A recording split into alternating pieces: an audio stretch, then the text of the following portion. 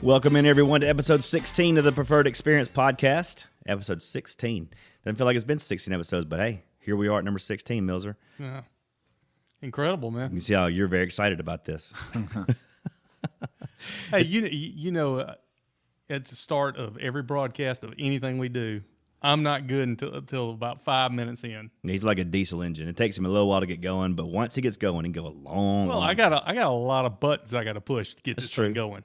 That's true. At least 4 that I've seen you push already.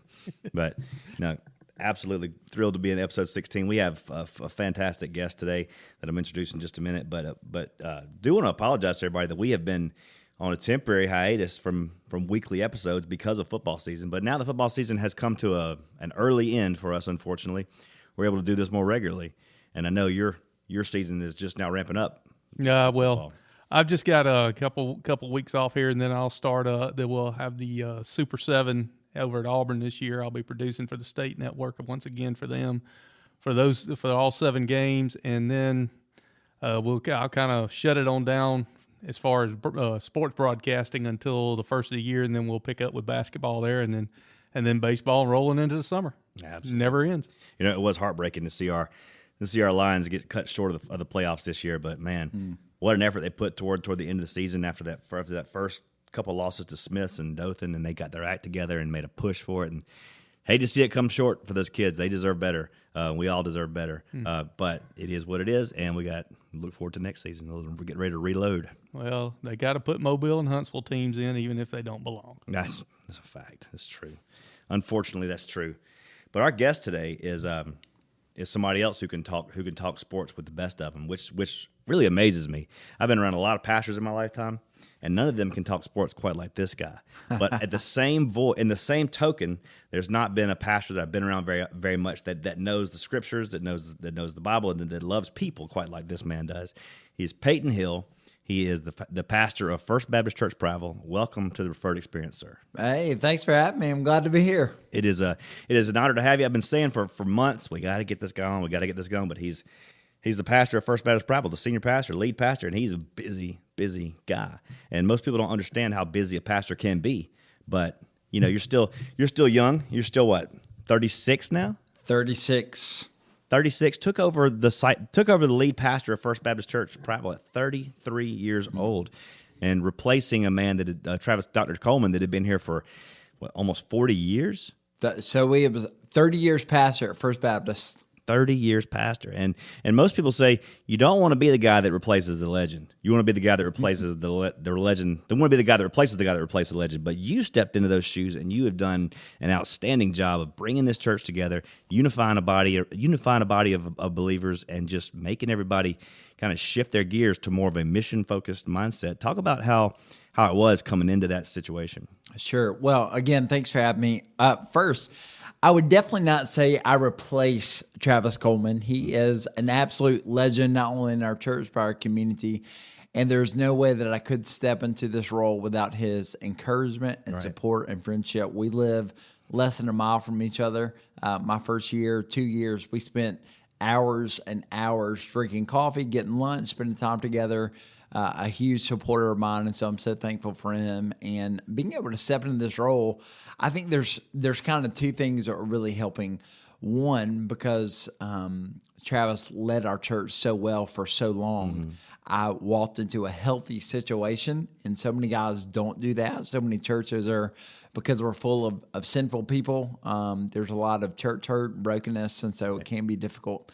But thankfully, I stepped into a really healthy situation. And then number 2, I think because he was always waving the flag of encouraging me and encouraging and empowering our church to be on my team, to support me. It's really helped. But yeah, it's hard to be a young pastor and to try to follow someone like that. And so the best thing I know to do is to honor him, because he deserves honor. The Bible says to give honor where honor's due. He deserves honor, and he deserves our praise, absolutely. 100%. But also just try to make my own path and to realize that God's called me here, and I can't seek to try to be like anyone else or to try to follow anyone else's footsteps. Just want to do what I believe the Lord calls me to do according to the Word. That's awesome. And also, you talk about having to blaze your own path here. Most people come in with some kind of roadmap. Most pastors, when they got some kind of roadmap, but yours was like just thrown out the window as soon as you got here, because 2 months after you step in, a global pandemic hits, and everything changes. I mean, it's not like you have a roadmap to follow or somebody else's example to follow here. Nobody knew what to do. Sure. And you're in a new community. You're still trying to learn names, just basic names, and where streets are. And here we go. We're shutting everything down. I mean, what was that like? Yeah, I mean, it was definitely hard. So I began toward the end of August in 2019. So really, got through the holiday season, got through the fall of the holidays, and then COVID hit. And like you said, I'm still learning names. I don't even know where all the Sunday school classrooms in our church are. I don't know different groups. I don't know much of anything about the church when it hit. And so I think the hardest thing for me, Will, is when I came, because our church was so healthy and I was following such an incredible leader like Travis Coleman, I did not want to change anything. I wanted to preach the scriptures and to realize that my youthfulness, my personality, the way I approached the Bible was going to be different enough for our people. And so let that sit for a while. But then COVID hits, and we go online, and then as people try to come back, there are things, we're afraid that we're going to get COVID from money, so we changed the way that we take up an offering, and we got different folks that would help us to lead worship music that didn't feel comfortable coming back, so we had to shift everything about our church life, and so changes had to come, and so I think that was probably the hardest thing, is to see in front of me, we've got to change, we've got to adapt if we want to keep growing and thriving, impacting our community with the gospel, but also doing it in a way that people don't feel like I'm saying that what we've done in the past was not good and was not helpful and was not right. So how do we honor the past while also reaching forward to the future? And so, it's presented challenges for sure, and I will not lie, there have been times that have been really hard and difficult, and without the support of my wife, Jordan Lee, and our kids and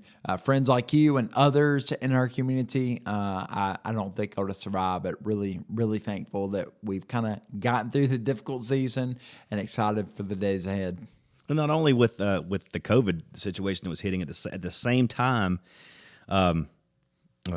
race riots were happening. Yeah, sure. BLM was pushing through, and there was a lot of hurt in this community. Absolutely. And the pastors of this community banded together in meetings, and you were instrumental in that.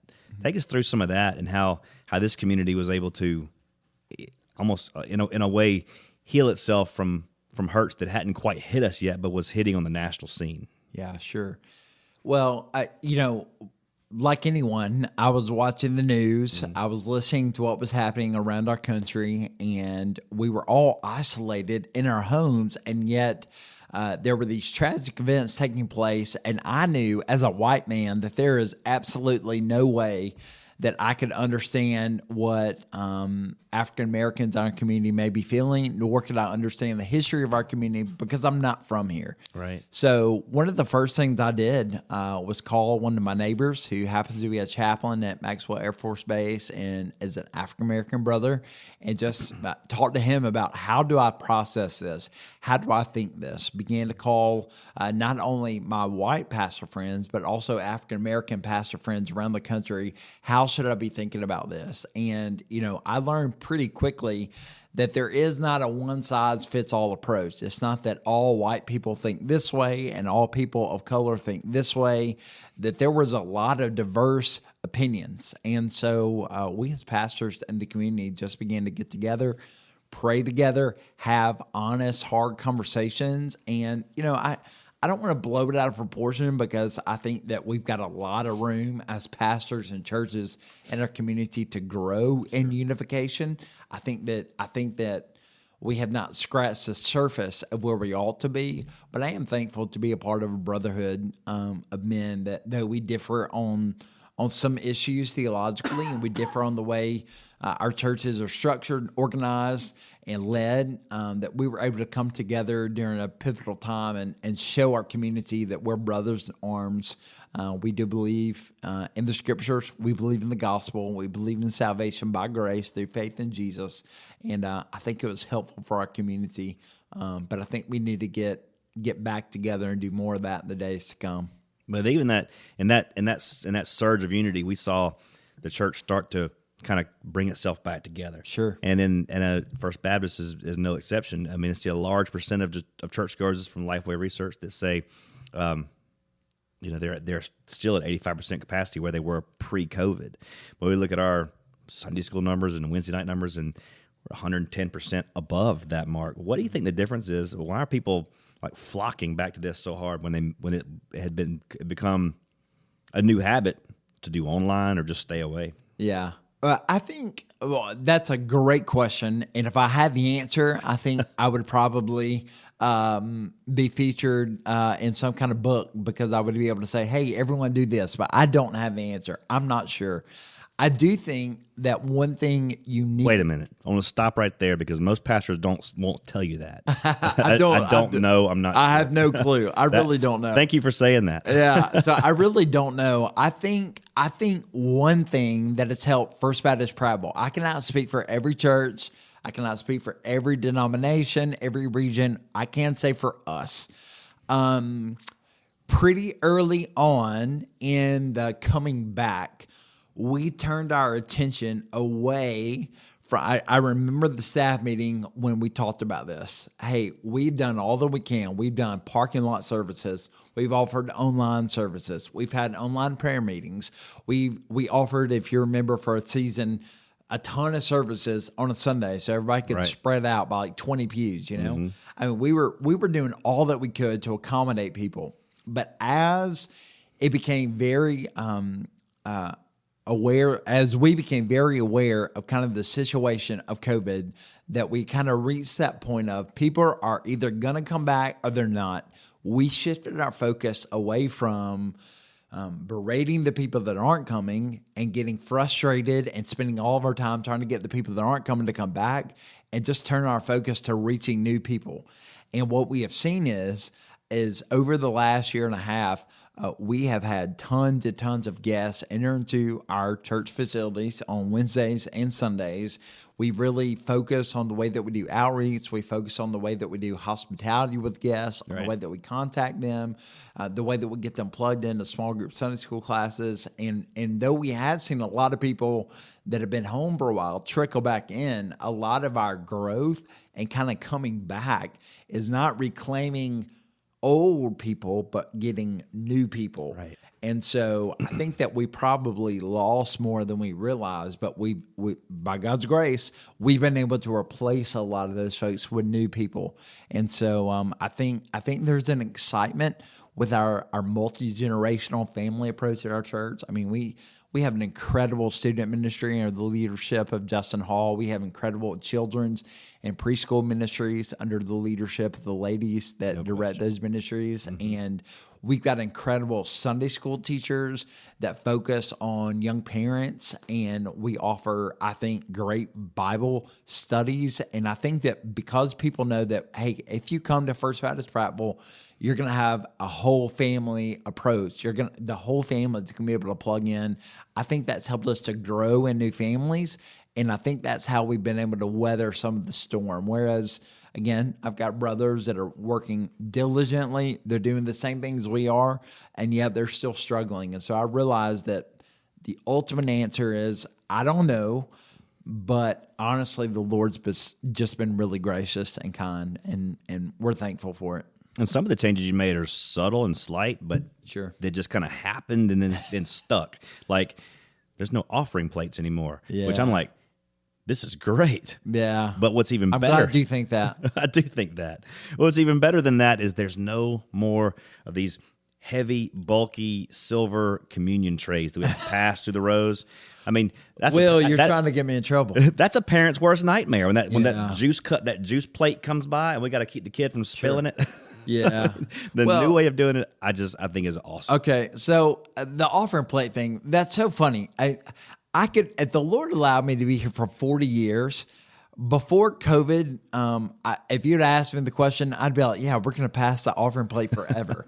Well, when we came back after COVID, I remember we had people from our church that were sending me articles about how you could catch COVID by touching the table where somebody with COVID had touched it. And so we're like, what are we going to do? We got to be able to take up an offering. And though most of our people had switched to online, right, there's still an understanding. I totally get this, that, hey, bringing your offering is a way to contribute and be a part of corporate worship. So people like to bring that as a part of their worship. And so we wanted to provide that opportunity in a safe way. Well, over time, as we learned more about COVID, we had already put up these new black boxes to just put your money in. Mm-hmm. Our offering had been the greatest offering in the history of our church in 2020. Then we just kept them in 2021. And yet again, the greatest offering in the history of our church, not because of the black boxes, but despite them. It was fine. People were just generous. And so we just kept them and we just did it. The community thing was the same thing. We're like, are people really gonna wear their mask and pass the plate and put their hand and touch everyone else's bread cracker? Like, probably not. Well, now we're able to take communion quicker, and not that we want to do it so quickly, but the quicker we do it, the more often we're able to do it. And I think that when we read Scripture, the early church came together often to take the Lord's Supper together. And so we're taking it more frequently. And even though it looks different, I think that we're still having the fruit of the vine, we're still having the bread, and we're still pointing to Jesus' broken body and shed blood for us. And Amen. I think it's a good thing. My hands would get sweaty just thinking about that tray coming around, trying to keep Caleb from grabbing it, Yeah. Just grab one. I got it. I'm going to pass it. Yeah. The worst is when somebody wasn't paying attention, the elbow caught the plate, and then all the crackers fall, and it's just, yeah. The crackers falling, we can clean that up. Yeah. The juice falling on the old carpet, that's hard. Sure. But Will, the way that we do it now is you got to open it up. Right. And this past couple weeks ago when we took it at our church, I could not get mine open. And so I had to poke a hole in it and kind of squeeze out the juice. A communion squeeze. Yeah. So the way that we're doing it now is not perfect either. But yeah. Well, when I was growing up at the large congregation of Booth Methodist Church. That the Seven Sisters Church? Yeah. The whole thing about the crackers and we as us, it was like only 3 or 4 kids and kids age in my church about that time. And we'd all sit there and look at the door saying, counting people coming in. I said, okay. That means there's going to be about 7 or 8 extra. So then it was a fight to who gets the extra shot of grape juice. Because they're using that premium Welch's. Yeah. And then we had a preacher come in and replace the crackers with those little dissolving wafers. Oh yeah. Oh yeah, that didn't go over well. Mm-mm. Yeah. They don't have quite the saltiness. Yeah. Ours is more like styrofoam, honestly. Yeah. I don't think it's a part of a gluten-free healthy diet. But in small quantities, I'm sure it's harmless. Yeah, I think it's fine. Well, you mentioned your wife a minute ago, Jordan Lee Hill, and I think that's one of your most redeeming qualities is you're married to an Auburn lady. Hey. A former Miss Auburn, as a matter of fact. She's going to kill you for saying that, but it's true. Well, a Mississippi State graduate like yourself, with a degree in biological sciences, is that right? And then an MDiv and a PhD from Southeast Baptist Theological Seminary in Wake Forest, right? I researched. I see that you Googled. I Googled a little bit. I find out some stuff, but you come into a Mississippi State guy, a hard line Mississippi State Bulldog, by the way. Hell State. It comes into an Auburn and Alabama community and tries to pastor these people with this bulldog mentality, and somehow you make it work. But I still go back to last year. Auburn is up 28-3 at halftime over State. We're just mashing them with our coach that shall not be named. And then State comes back and puts 41 straight on us. He shows up Sunday morning Stacy, and he's banging his cowbell from the pulpit, and I thought it was the greatest and worst thing I'd ever seen. Amen. Amen. Well, here's the thing. All right. I grew up in a household where neither my mom or dad went to Mississippi State or Ole Miss. So I grew up in Mississippi. Mom went to a private college, a private Baptist women's college. And so growing up, I've got pictures of me as a little kid in Ole Miss gear just because, some of the family are Ole Miss fans. But the first game I ever went to was the Mississippi State game, and I heard the cowbells, and I was roped in. So my older brother went to Ole Miss. I went to Mississippi State, and just fell in love with it. I mean, man, I love college baseball, college basketball, college football. If we're playing ping pong and Mississippi State's playing, I want to win. So then I married this Auburn girl, and I really have fallen in love with Auburn. Her family still lives there. Love that community. Love the university. I cheer for Auburn. Jordan Lee will tell you, if I'm watching Auburn play, as long as they're not playing Mississippi State, I'm as passionate as a fan. I get mad at the coaches. I get mad at the refs. But, man, that one Saturday in the fall, whenever you play the Bulldogs, I ring my cowbell pretty loudly. And by the way, you skipped this year. I wasn't gonna bring that up. You thought your boy Cadillac was gonna come back, but it didn't happen. So and honestly, it's the first time they play with any fight in 2 years. it's true. It's true. Although Cadillac is a passionate guy, Very passionate. and it was obvious he had the team pretty fired up. And but when you're facing the Pirate, you got to have a little bit more of the passion. And I told you this before we came on. I mean, I have a soft space in my heart for Cadillac because we're friends. Sure, yeah. Most close people, personal friends. Yeah, most people don't know this, that myself and Carnell Williams are very good friends because one time we were in school together at Auburn from 99 to 03, and I actually saw him on the concourse walking one day with his friends, and I hollered at him, "Yo, Cadillac!" And he looks at me and nods his head. And from that day on, we've been very close friends in my mind. I told you I didn't go to Tiger Walk to congratulate him on being the head coach because I didn't want to distract him because he would have been thinking about me. And it's not about me; it's about the team. That's right. But I love the guy. I love him so much. Getting back to the Pirate. Yes, let's talk about it. Yeah, my as Will knows, every year I do the audio and video work for the Alabama High School Coaches Association's conventions, and it's all the college coaches come in and speak. So I get to talk with them a little bit, hang out with them a little bit, get them get their microphones all set up in their presentations, and so I've got to meet every major coach in the Southeast, and I will say this without a doubt. Mike Leach was the single most exactly what I expected coach I'd ever talked to in my life. All these other coaches are just you think they're businesslike. No, behind the scenes they're just same old coaches. They're just coaches. Mike Leach acts like Mike Leach 100% of the time, and it's awesome. He is like the nicest guy I ever worked with. Here's what I've learned about Mike Leach. He's funnier when he's not your team coach. Yes. When he's your team's coach and he's making light of a serious situation, it can be a little bit maddening. Like in the situation last week where he said his team wasn't playing very hard because they're wanting to eat fish sandwiches under a tree and drink lemonade and kiss their fat girlfriend. Yeah, which was pretty. It's pretty tame for him. It was pretty tame for him, but it wasn't a nice thing to say. As we were meeting him at the car last year when he spoke at the convention, we were meeting at the car because I had to get his laptop from his assistant and all that stuff and get it set up and everything. I just would give anything if I could have just recorded that conversation he had with one of the ladies that worked with the association when she handed him the room service menu to get him something to eat before he went on and spoke. Mm-hmm. The way he broke down each item was just unbelievable. He's a character. I mean, and here's one thing I'm going to make a connection that you think is funny. I love how he has like a little sticky note at his play sheet, and he's totally out of the box. Like he has this little play call sheet. Yep. And I love that because when I was in seminary, I was taught a specific way to preach.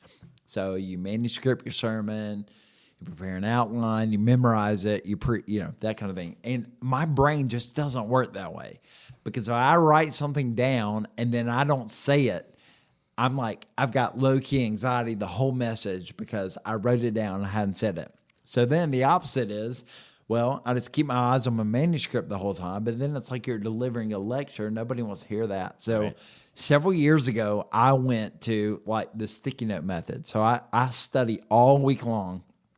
I know what I want to say, but when it comes to writing anything down, I may put something on a sticky note and that's it. And I always felt weird about that. And then I saw Leach doing it. I thought, you know what? If the Pirate can do it, It's a state thing. why can't I do it? I know it must be. It must be.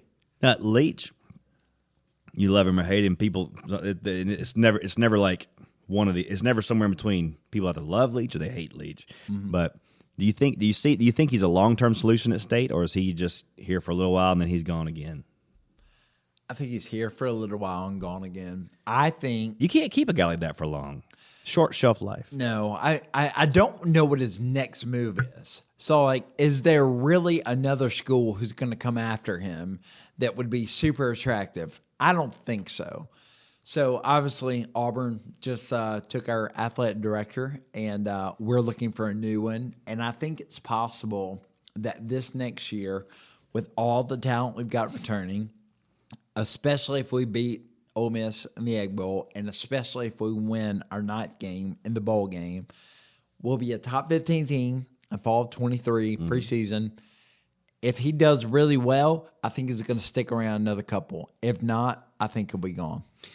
I think maybe his next job he'd be great at like a Barstool Sports or like an ESPN like Monday Night Football gig, like on the like sideline commentator Mike Leach. That would be priceless to me. Yeah, I just Mississippi State's hard. It's different than Auburn. Yeah, I mean, obviously way different than Alabama, but different than Auburn too. We can't just go get anyone. Right. We're always gonna have to take a chance. So like, whereas I don't think Auburn should go after Dion yet because I don't think he's ready. I think that would be a great hire for Mississippi State. Let's see if he can really do it in the SEC. Let's give him a chance. I don't think that's what Auburn should do. So, Well, a lot of people think that Kiffin is the next move at Auburn, and I wouldn't be opposed to that. But but the next move would be Ole Miss goes against Dion. And if there's one place less Dion than Auburn, it would be Oxford, Mississippi. yeah, I think so. I don't think he'd have a hard time. There'd be a hard sell for Dion to Ole Miss. I agree. Well, we talked about your wife briefly, but you also have 5 kids. Count them, 5. And I don't know if you've heard the rule around here, Peyton, but 6 kids qualifies you for white trash. I didn't know that. That is a standing rule. Doesn't mean you are; it means you qualify. Okay, qualify. Well, it's crazy. My wife, we haven't talked about her enough. She's amazing.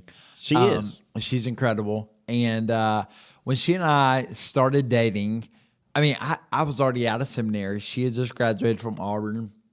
We both really took following Jesus seriously. And so pretty early on, we had the kids question. And both of us read the Bible, and it says children are a blessing from the Lord. And we said we want a lot of those. So, back-to-back kids.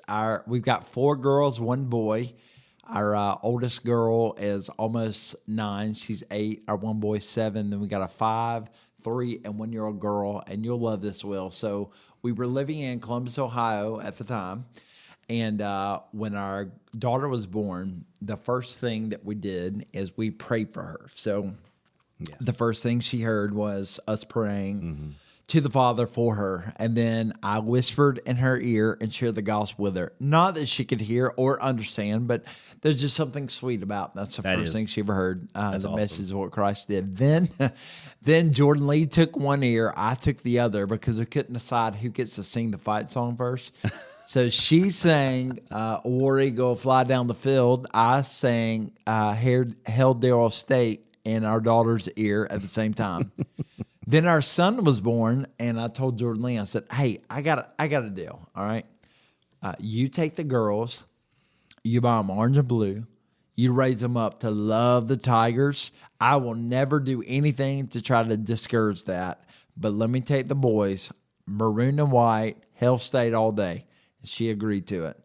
And then number 3 came, and it was a girl. Then number 4 came, and we had another girl. Then number 5 came, and we had another girl. So now I have gotten myself into this terrible deal to where now there are only 2 Mississippi State fans in my house and 5 Auburn fans. Well, that's about the going ratio these days. I guess, but it was the worst deal I ever made.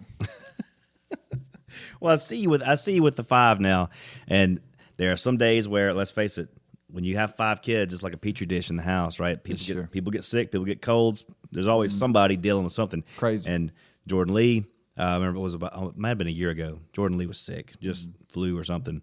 And believe it or not, a year ago, people were getting flu. I know it's hard to believe. I know, but you're coming out of the church and you've got one under this arm, one under this arm, one's holding onto your leg, and you're walking out to the van. And I was like, that's Mr. Mom today. Some days it's like that. I mean, you and Jordan have this crazy ability to balance 5 kids and have this balanced life on top of being a senior pastor, where your time is pulled on greatly. Mm-hmm. Talk about how you balance all that, how you manage all that. Yeah. Somebody told me a long time ago to not seek balance, but seek rhythms. And we have found that super helpful. So we will go through rhythms. Maybe, we'll have a few people in our church family pass away back to back to back. And so I'm going to be at their home, spending a lot of time with them, doing funerals, trying to care for them. And so we may go through a week or 2 rhythm where I'm gone a lot. Well, then we'll move into another rhythm to where I'm going to be super present. And so it's not easy, but for us, it really begins with trying to have at least one day a week to where it is us 7 spending time. Maybe it's going somewhere. Maybe it's driving up to Birmingham to Let's Play. Maybe it's going to a ball game or whatever. But we're spending time together. But a lot of what we do is we just try to do it together. So before COVID, when I had to make hospital visits, I would take some of my kids with me. When Jordan Lee and I have people in our home and spend time with them, and our kids are part of that. And so we always try to end our night with family worship as a family, reading the Bible, singing together, praying together. And so we really, I don't know that we have a good balance, but I just kind of live under the rule. And thankfully, because we have an incredible church and an incredible staff and lots of supportive people, I'm able to say, you know what, First Baptist Prattville can find another pastor probably way better than me, could preach better than me, lead better than me, love people better than me. But Harper Zane, Elliot Wren, Anne Marie, they've got one dad, and Jordan Lee's got one husband. And so I'm gonna prioritize them. So I coach my kids' sports. I coach softball this year, coach baseball this year. I'm not great at either one, but it forces me to have time with them. And when someone needs something from me, I say I got another commitment. And so I would say that we try to go through rhythms to where we really press in, and then we have rhythms where we as a family realize that I'm going to be absent a little bit more. But after a long season of that, then we'll go through another season where I really try to press in. Yeah. And my wife, by far, is my most helpful ally in that. Absolutely. It takes a team to make that happen. The whole rhythms thing. That's good. I'm going to use that. You hope you don't mind. No, I stole it from somebody else. I don't even know who it is. I will say this, Will. I think I am very freed up because we have a great staff. But I also realize that in the end, there are just some things that I don't have to do. Not everything from heaven's got my name on it. And so I'm not super gifted in every area. And so if there's something that I can lean on somebody else on our staff or another leader in our church to do, I do it, because in the end, I've got limited time with my kids, and I want to make sure that I make the most of it. And I want my kids to grow up and not once to ever have to say, Dad really chose the church over us a lot. Yeah. Our older 2 kids come to our church often. Sometimes it's once a week, but sometimes they miss a week, and they'll come and they'll serve all day. And they'll help set up Sunday school rooms. They'll help pick up things. And I just bring them with me. And I think that helps them to love our church and helps our staff to see them and our church folks to see them and realize I do have a family and they're my first priority. You know, 1 Timothy and Titus give the qualifications for our pastor, elder, and both of them speak about managing your household. So if I can't lead my wife and kids well, I can't be a pastor anyway. So, and I think that's maybe why preachers' kids get such a bad reputation. Is why people say, "Oh, that's a preacher's kid. You know, that's going to be trouble." Sure. I think it's so many times it's just what you said. They feel like Dad chose me over the church, and so they rebel. Yeah. And that's not your case. Yeah. Well, yeah. I mean, by God's grace, not yet. I mean, I will say that a couple things that we have just learned from mentors is we never speak disparagingly about our church in front of our kids. All they hear is roses and happiness. And thankfully, that's most of what we share in our home, but always what we share with our kids. I think number two, I very rarely play this card, but like, for example, you just, joked about PKs, preacher kids. You're exactly right. But if my kids were here, I would say, hey, Will, we don't use that language. Or because, like, for example, it happened a couple of months ago. There was somebody well-meaning, a friend of mine at our church made a joke about one of my kids playing with his kids and called my kid a preacher's kid. And we were laughing, we were joking, we were talking about sports. And right then and there, I got serious and said, don't ever say that to my kid again. Just because I want my kid to see me defending her to even my friends in the church. And so our kid, we don't use that language. We try to normalize our life. Like daddy's not special. Sure, we got to eat and people know me, but like daddy's not special. And I very rarely, I try not to be rude with people, but if I am out to eat, I speak to others. But if I feel like my time's getting hijacked, I'll say, hey, this is actually a really special night for my kids because they made good grades or they cleaned their room or whatever. And I told them I'd bring them out to eat. And so I really need to get back to them. And I've tried to do that, not too much because then you're a jerk, but I try to do it enough to where my kids see it and they're like, okay, Dad really is trying to put us first. I don't know if I do it well, but I try. But the other jerk side of that coin is people don't realize that you do have a family, that they have to be a priority. Yeah. And there will be people that try to just monopolize that time. Yeah. And if I ever did that, I'm sorry. I try not to ever do that because I understand what you're doing. But man, it's hard. It really is hard when you're trying to do that and not offend, and at the same time do what you have to do. Yeah, thankfully though, most people get it, and my kids get it too. So like, for example, so we love the Prattville Lions. We go to every home game since we've been here, 4 seasons. We're reading on the team, love Prattville Lions. We memorize the numbers and the jerseys. My kids love coming to the games. They love watching the band. They love the whole thing. But while we're there, we see dozens of our church people. And so my kids are having a blast. Plus, I'm getting to talk to church people. Right. And so, like, it's a win-win. So most situations are like that. So our kids very rarely feel that pull of, man, people are trying to steal my dad from me. And again, this is just because we have a great church and a great community. People generally don't try to steal me away. They'll say, hey, I know you're with your family. Just wanted to say hey. Yeah. And I love that and appreciate that. And so... See, I see. I'm like, I know he's with his family, so I'm not going to speak anyway. Not that I would have to begin with. Yeah, I know. I see that out of you sometimes. Well, you're doing something right now at First Baptist that is really, really unusual. Something that I don't know if has ever been done in our church, or in the region. You've actually written a church-wide Sunday school curriculum called The Unfolding Story. And so, what camera did I point this at, Stacy? That one right there. The Unfolding Story is a year-long chronological read through the Bible that the entire church is going to do together, and you and your staff have written this material. Sure, yeah.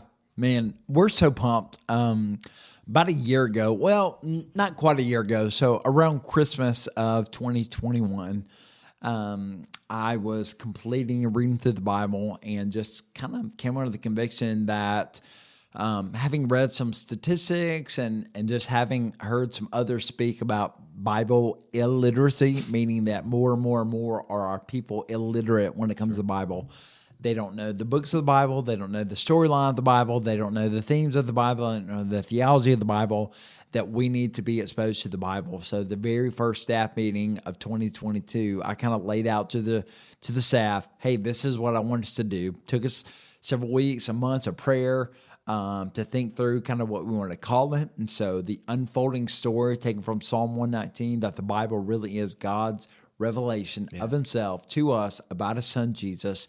It's a progressively revealed story, which means that it unfolds over time. And then we just started talking about, okay, if we want our people to really grow in health and maturity, what are the things that they need to do, and how can we help them? So first, they need to read through the whole Bible. So we looked and we found a Bible reading plan that would be chronological. So not just Genesis through Revelation, but sometimes skip it around, because a lot of people miss kind of they're not able to tell you the story of the Bible. They know that Adam and Eve and David and Goliath and Paul and Peter and John, and they know about. Well, that's it, right? Yeah, that's it. They know about Jonah, they know about Hosea, but they don't know how it all fits together. Right. So let's put out this plan. Well, then we know that there are several Bible help podcasts, and so the staff and I began to think, man, what if we did our own podcast? So we've got a new podcast you can subscribe to, the Unfolding Story Podcast. It officially launches on January 1 to coincide with the Bible reading. It's a daily 4 to 6 minute podcast in which I'm sharing a little about the day's reading. Maybe it's a summary of the day's passage. Maybe it's a takeaway from the day's passage. Maybe it's taking one paragraph of the day's passage. It's really hard to understand and interpret and explaining it, but always in each podcast showing how the text points to Jesus Christ. And so, we've already started recording those. Excited for those. There's a teaser available right now. So you can go ahead and subscribe right now and get ready as they drop. That's right, because if you subscribe right now, there's already a teaser episode. We've got a couple bonus episodes coming out in December, and then January 1, they start dropping daily. And then, we put out those journals that you got right there that are going to not only provide you the daily Bible reading plan, but also give you a Sunday by Sunday guide, so that our Sunday school classes are walking through the same narrative and the scriptures that I'll be preaching through. The Sunday school material has been written primarily by our discipleship pastor, John Johnson. Oh, and you didn't. I know, man. John snuck that one on me. Yeah, no, John's a brilliant scholar, yes, he is. And brought a team of folks around him that have helped him. And so from babies all the way through our oldest classes, we're all going to be using that material. Then as we enter into the worship gathering, you've already got a page of notes there, and then also you already know the title and the text I'm preaching on. And then later in December, we had a very gifted Bible teacher and author in our church, Allison Wilkes, who worked tirelessly for months to write a family guide, which is going to help families read the scripture and to be able to explain it to their children as they walk through the Bible this year. And those are going to be available in December. So a lot of effort, a lot of work, but there's one reason, because we want to expose our people to the Bible, because we believe that it's Bible immersion that brings forth health and growth in the church. And, as our culture continues to shift, and as there are questions about who God is and what he's like and what he requires of us, we want to be crystal clear that at First Baptist Prattville, there's a lot of things we can be about, but the one thing we're going to be about is the Bible. Amen to that. Amen. And, in recent polls show that, and even amongst evangelical churches, you shared this with us, that there are folks that think that God could still learn something. Yeah, which is scary, because he can't. Very scary. Yeah. Very scary. He's omniscient. He already knows everything. Right. So why not put this out there and put this out for everybody to do? And what I don't understand is why you're charging $5 per journal on this. They're free. They're absolutely free. Yeah. Absolutely free. People say, well, churches write their own stuff so they can make money off of it. No, this is free. Yeah, this is free. This is, I mean, the generosity of our church provides this. We're excited because we think it will be helpful for our church, but also anyone from our community that wants to join in. And whether you have a journal or not, even if you're listening and you're far away, go to theunfoldingstory.org, theunfoldingstory.org. The Bible reading plan's there. The podcast will be found there. Resources, materials will be found there. And each week, a link to our sermons will be found there so that you can follow along with us. We'll also put a link to that in our show notes from this episode, so you can find it there if you're listening to this episode. Yeah, I think the $5 was what he's selling bootleg copies. Yeah, there you go. He'd get about 10 of them. Yeah, I hope I get a little cut off the top. Oh man, well, it's been really fun talking to you today. I mean, just getting to know you over the last 3 years has been a real pleasure for me and my family. Yeah. You're an example to so many people of what a family man and a man who follows Christ really looks like. Mm-hmm. And so I appreciate the work you're doing, and keep on going. And when you see me not talking to you on the street, it's not because I'm being rude. It's because I know it's your family. Man, well, hey, I appreciate you, Will, and thanks so much for the opportunity to be here. Love Prattville, love our community, and I think one of my family's favorite parts of being here, or me being the pastor at First Baptist Prattville, is that instantly we were welcomed with open arms into this community. And we love the Lions and love this preferred community, and excited to see what the Lord's going to do in the years to come. And I meant to mention this earlier. You actually came to Prattville not from Mississippi, but from Grove City, Ohio. Yeah, and that was right. And you were there for how many years? Over 6. What was that a culture shock going that far? Yeah, and coming sure. Back down? So yes. So Grove City is a suburb of Columbus. So our church was less than 5 miles from the shoe where the Buckeyes play. Buckeyes. And that's almost as bad as Bammers. Yeah. Well, that's true. So it was definitely a culture shock when we moved there. The winters are horrible. The people are amazing, but they're different. Mm-hmm. The food's different. Everything about life there was different.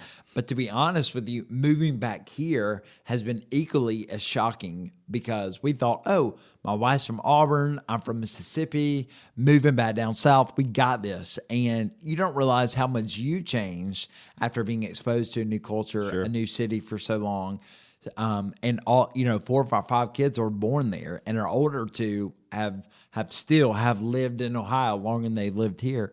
And so there are things that are different. And so it's funny how culture shock works both ways, but we're glad to be back in Alabama and love it here. Well, we're glad to have you here. And what might also be shocking to you is what's about to happen next, Peyton.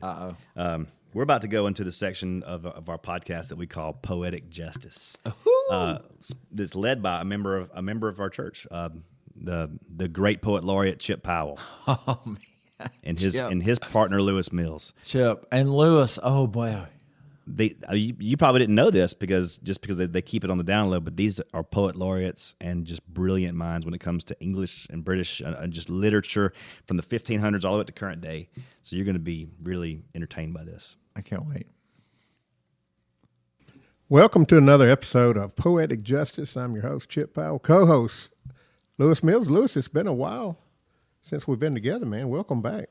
Thank you. It's good to be back. Man, you've been traveling, been working. I know this is a tough time at Larry Puckett Tire Engineers, but I know you still got time to, concentrate a little of your time to your love of poetry, and that's what we're here about today.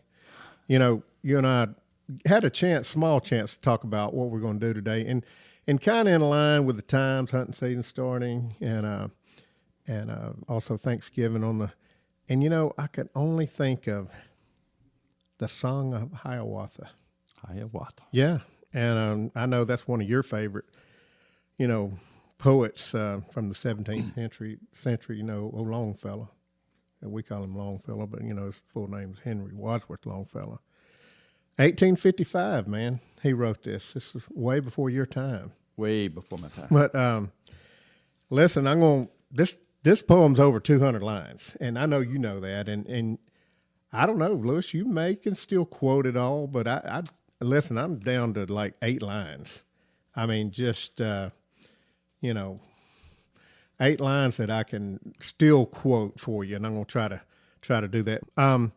Hey, listen, my memory's fading on this magnificent delicacy of a poem, but I'll go ahead and try it from here. All right. There are longings, yearnings, strivings for the good they comprehend not, that the feeble hands and helpless, groping blindly in the darkness, touch God's right hand in that darkness and are lifted up and strengthened.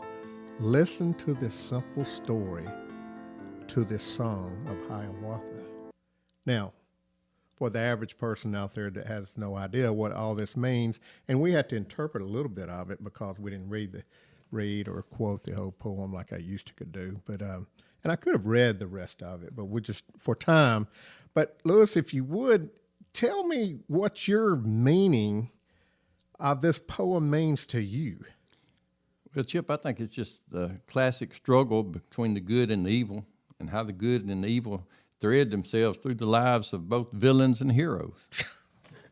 I couldn't have said it any better, man. It's almost like I guess you remember that from English Lit back in high school, but it's amazing what you, that's so true. Which leads me, what is the true story of Hiawatha? A lot of people don't know. Hiawatha was a legendary Mohawk chief who lived in the 16th century before European colonization of the Americas. You know, he helped find the Five Nations League, which consisted of the Mohawk, the Anjayanga, Sanaga, Kayaga, and Oneida nations.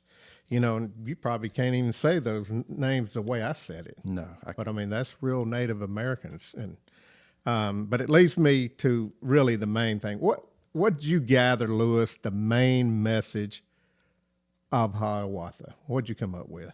It's kind of like life itself. When you work together as a whole, you can accomplish much more. There you go, guys, ladies and gentlemen. You couldn't have said it any better. It reminds me of the experience you get at Larry Puckett and Tire Engineers. Those guys all work together. You come together, you produce a great product and great service. Fantastic way, Song of Hiawatha. Join us next week. Thank you. I will never get my time back. No. Sorry. Man, I did not know Chip and Lewis were so profound. They are. They really are.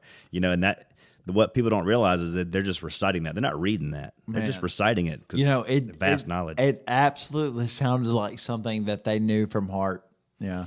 Well, you know, as you listen to the Preferred Experience podcast, there's 16 rich episodes of poetic justice attached to each one. And Man, it's just I've got to go back and check that out. something else. Nobody's ever the same after they hear Chip quote poetry. Well, you know, he did the Henry Wadsworth Longfellow poem, which is a distant cousin of mine. Henry Wadsworth Longfellow? On the Wadsworth side. Very distant. Very distant. And I'm ready to disown him now. So, well, and we close each episode with a motivational minute from Coach Donny Burnett, another person that you're very, very akin to. Yeah. Do we have him queued up for this week, Stacy? Well, let's go ahead and take it to Coach Donny Burnett and the motivational minute. This is Coach Donny Burnett, and here's today's motivational minute. You want to have a great marriage, you got to put in the work. You want to be your own boss? Get off your butt and get to work. You want to be a straight-A student? You got to study harder. Mm-hmm. Want to be a great athlete? You got to outwork everybody. Mm-hmm. But the biggest thing you got to do is you got to keep your well pure and fill it with your dreams and your plans to achieve those dreams. You get out what you put in it, because whatever's in your well will come up in the bucket. This is Coach Donny Burnett, and that's today's motivational minute. That was good, Donny. Hey, what can you say about such men? Man, I am just thinking what a blessing it is to be these men's pastor. I mean, I don't even know why I preach. They know so much already. It's incredible. Now you know if there's ever a Sunday you need to pass the baton because you're going to be That's out. right. These are guys that are standing at That's the ready. right. That's right. Well, man, we really appreciate your time today. It's been an honor having you here. We're going to have you back soon. I mean, probably in the next 20 episodes, have you back on because getting you in this room is not easy. Nah, man, are you kidding me? This was awesome. Well, for Pastor Peyton Hill and for the Millzer, I'm Will Barrett, and we're going to sign off. And as always, good night, God bless, and go Lions. All right, that's going to do it for this week. Man, Will, love you coming in, pinch hitting, and dude, you hit a grand slam tonight. Well, expect nothing less from me, Daryl. I'm the best.